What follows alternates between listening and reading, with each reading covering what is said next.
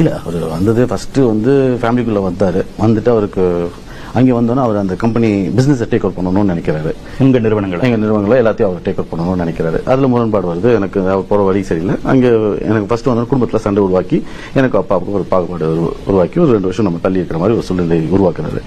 அதே மாதிரி அதுக்கப்புறம் இங்கே திமுக போறாரு. திமுக போய் அங்கே வந்து மாப்பிள்ளைக்கும் பையனுக்குமே அங்கே உள்ளுக்குள்ள ஒரு பெரிய ஒரு பிம்பத்தை உருவாக்கி அவங்களுக்குள்ளேயும் இதே மாதிரி ஃபேமிலி ஒரு இஷ்யூவை கிளப்பி அங்கே கட்சியை போய் டேக் ஓவர் பண்ணுங்கிற ஒரு இமேஜை வந்து ஒரு பாயிண்ட் ஆஃப் டைம்ல அவர் கொடுக்குறாரு. ஸோ அதனால அங்கே வந்து துரத்தப்படுறாரு. அதுக்கப்புறம் விசிகேன்னு ஒரு கட்சி வர்றாரு. அங்கேயும் இதே மாதிரி பெரிய தலைவர் மீது இவரா சில விஷயங்கள் இவர் இஷ்டத்துக்கு பண்ணிட்டு அங்கேயும் பெரிய தலைவருக்குள்ள ஒரு இஷ்யூஸை வந்து கிளப்பி அங்கிருந்து அவர் துரத்தப்படுறாரு, நீக்கப்படுறாரு. அங்கிருந்து அவர் வெளில வர்றாரு. இந்த மாதிரி இப்போ அடுத்தது இங்கே வந்திருக்காரு. இங்கேயும் உள்ளுக்குள்ள அதே தான் அவர் மட்டும் தான் இருக்கணும், அவர் மட்டும் தான் சில விஷயங்கள் பண்ணணும்னு சொல்லி இதே ஸ்ட்ராட்டஜி அங்கேயும் இம்ப்ளிமெண்ட் பண்ணார்.